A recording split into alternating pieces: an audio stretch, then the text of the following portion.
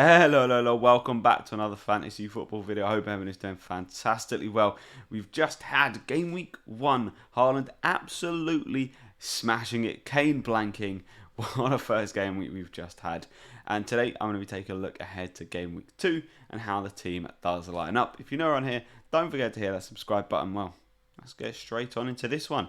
So in goal, we have Robert Sanchez of Brighton, managing to score 4 points at the weekend. It was rather unlucky, to be honest. They didn't keep the clean sheet. He slapped it onto McAllister. McAllister wasn't there. I think he probably could have kept a clean sheet and would have maybe even come in with like a 10-11 pointer. So going into this game against a Newcastle side who did look pretty strong, I mean, Callum Wilson scoring an absolutely wonderful goal. Hopefully he can keep a clean sheet. But as we saw in the United game, he's pretty good for the save points and even managed to pick himself up a little bonus point there as well. So I'm pretty pleased with the Sanchez pick and yeah, very happy to have him in goal against Newcastle for that game. Then the first defender that we're taking a look at is Trent Alexander-Arnold coming up with the 1 pointer against Fulham. That was very unexpected. Fulham came out the doors very well. And the thing was, they actually pressed Liverpool, something that Liverpool players maybe weren't expecting. Liverpool did come out a little bit better in the second half, and obviously Darwin Núñez absolutely smashing it, but it was no good for Trent. He only ended up on a 1 point, but we know the qualities that Trent does have. Obviously not particularly defensively, as Mitrovic absolutely had him at that back post for his goal, but Trent was also whipping that ball into the box, and it shows the potential that he has for those attacking returns. So I'm not particularly worried about him going forward. They do play against a Crystal Palace side who failed to score in their opening fixture against Arsenal. They probably should have, but it's testament to them that they just didn't put away their chances. And with it being Liverpool's first game at Anfield, having drawn that game against Fulham, which a lot of the players will probably take as a loss, they'll be hunting down Palace for that victory. And I expect that Trent's going to do pretty well. So I think for now there is absolutely no reason to panic Trent out. Just stick him in there for now and we'll see how he goes. Then the next player we're taking a look at is Cancelo of Manchester City, doing pretty well in that game, managing to pick himself up a couple of bonus points after he did receive a yellow card, so coming in with 7 points. I mean, he wouldn't have got all 3 bonus points had he not got the yellow card, because Haaland obviously did get that brace, but still it kind of shows the power that Cancelo has, that he's able to pick up 2 bonus points even when he does get a yellow card. So very happy with him going forward at that 7 mil price tag. Still seems pretty reasonable. Manchester City obviously playing against Bournemouth at home. I mean, you could even be kind of tempted to captain him, to be honest, as you very much would expect that they would keep a clean sheet. Bournemouth obviously having a very good opening game against Aston Villa, scoring 2 goals against them, a little bit unexpected, but Manchester City we'd very much expect to just roll past Bournemouth, a nice kind of easy 1 or 2-0 for them. And yeah, very pleased with Cancelo going forward. So the next pick that we do have is Matty Cash of Aston Villa. And obviously it was a very disappointing opening game for them against Bournemouth, losing 2-0 as I have just said. However, they're coming into their first home game of the season against an Everton side who looked mediocre at best against Chelsea. And obviously they're missing their main man up front, Dominic Calvert-Lewin, which leaves McNeil, Gray and Gordon, who none of them are particularly prolific scorers. So hopefully Matty Cash can at least pick up a clean sheet. Obviously, I brought him in for the potential of attacking returns as well, so maybe he can pick something up, but I do think Matty Cash is one that's on the chopping block already for me. I just kind of feel like it was a little bit of a mistake going with him, as Aston Villa's defensive capabilities aren't that great. However, for this game, I am happy to play him, obviously against an Everton side that aren't particularly good going forward. So hopefully Cash can bring something home. Just a clean sheet would be absolutely lovely there. So the next player that we are taking a look at is Andy Robertson of Liverpool. So as you can see, I have gone for the double up of the defence for Liverpool.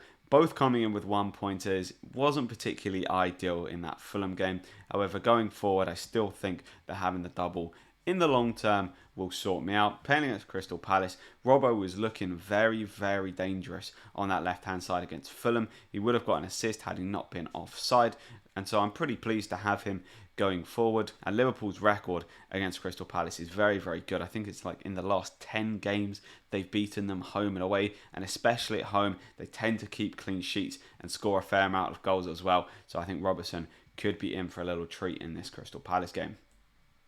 So the first player we are taking a look at in midfield is Pedro Neto of Wolves. Now, Neto was actually looking pretty dangerous, I would say, in that Leeds game. He got the kind of assist to assist, or the pass to assist, crossing the ball into Hwang, who nodded it back down to Prudence. I still think that Neto looks a very dangerous player going forward, and I'm very happy to keep him for a little bit of a longer term. He's definitely not my priority at the minute to be taking out. There are other players who are on the chopping block with the fixtures that Wolves have, and we've seen the quality that Neto does possess. I feel that going forward, he can definitely return for me. Obviously, now playing against a Fulham side who will be feeling very good after the performance against Liverpool, and even will feel a tiny bit aggrieved because they took the lead in that game twice, and then Liverpool pegged them back both times. So that Fulham side will be coming into this game with a lot of confidence, but I do feel like having that fixture at home, the first game at Molineux, with the fact that Wolves did get pegged back in their game by Leeds and then went on to lose it, I feel like Wolves will also be very fired up for this game, and hopefully Neto can get himself onto the score sheet. So the next player we're taking a look at is Bukayo Saka of Arsenal, managing to pick up an assist in the previous game. It seems as though Martinelli was the pick to go for. However, going forward, I'm still pretty pleased to own Saka. He obviously is on penalties, so I feel like hopefully at some point in the next 6 or 7 game weeks, that decision will really pay off for me. At home against the Leicester side, who were looking pretty decent in their game against Brentford, and then all of a sudden they just really kind of let it go at the back. And with it being Arsenal's first home game, I feel like Saka can really exploit that Leicester defence and hopefully bag a couple of attacking returns. That would be very, very nice. So taking a look at the third midfielder spot, we have Mohamed Salah, of course. As you can see from this team so far, he was actually one of the only players to get returns for me, and I did lob the captaincy on him, which was pretty nice for him to get that 12-pointer. It wasn't necessarily the cleanest of 12 pointers just because of the goal. It was a little bit all over the place, but hey ho, you do take them. That's the kind of quality of player that Salah is, that even if he's not having the best of games, he can still, out of nowhere, pick up the goal and pick up the assist. I think going into this game, I'm going to be captaining him against Crystal Palace. It's the Monday fixture. There's something that's just quite nice about having that captain for the very last fixture of the game week. And Salah does also have a very good record against Crystal Palace as well. I remember there was a game a few years ago where Liverpool played away at Crystal Palace. Salah was on the bench. He came on in the 70th minute, and I'm pretty sure he scored a brace and got an assist. So it shows against Palace he can really do the business.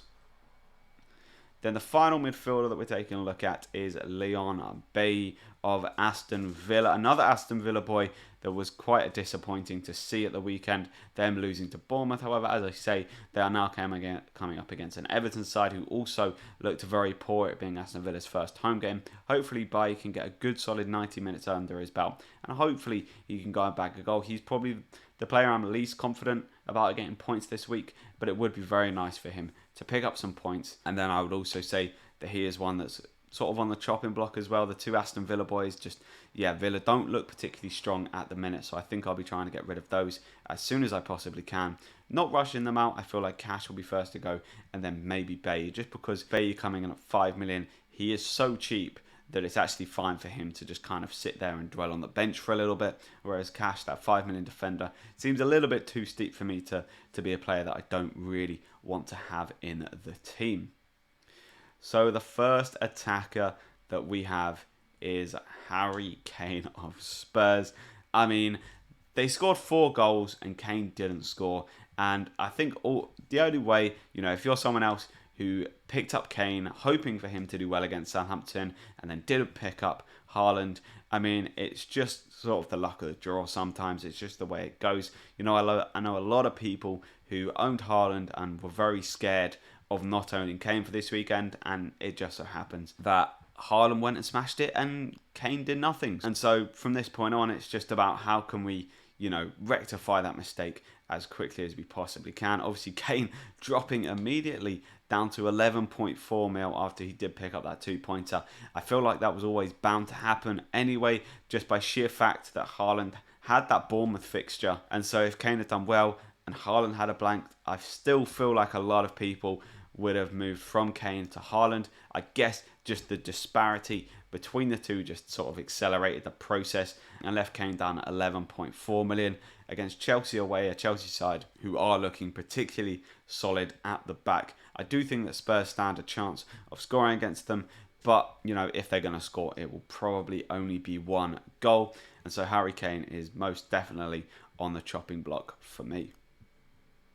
So then the last attacker, the final player that makes up the team, is Gabriel Jesus of Arsenal, obviously blanking against Crystal Palace. However, for me, I'm not particularly worried. He looked very, very good on the ball. He looks extremely strong and he looked like he was getting into some very good attacking positions. So with the fixtures that Arsenal do have, I'm still fully expecting him to go ahead and pick up plenty of points in the coming week. The guy is, I think he's one of the most transferred out players. It's just by sheer ownership that I don't think he's going to get any kind of price drop anytime soon. And I don't really understand why you would be transferring out.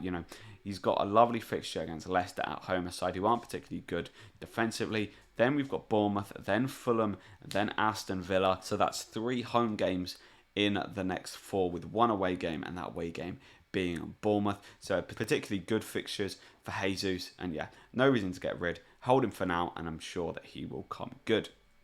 So that does make up the team. So what are the kind of transfers that I am looking at making?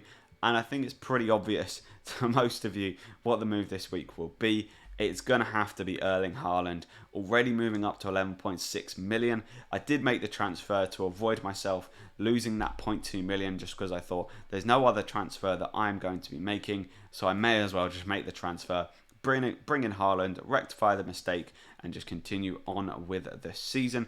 As you can see here, there's still a couple of fires that I need to put out in the coming weeks. But for this week, I do actually feel like this is a reasonably good team to go into the week with. Every single player has a home fixture, which I particularly like. I do think there's a lot to be said for that home fixture, especially when it's the first one of the season. Teams always want to perform well in that first game. And so yeah, this is how the team does line up. I am looking forward to game week 2, even though it was a pretty poor game week 1 with only Salah and Saka actually returning any kind of contribution for me. But yeah, if you have enjoyed this video, please don't forget to hit that like button, hit the subscribe button if you're new around here, and I'll catch you in the next one. See ya.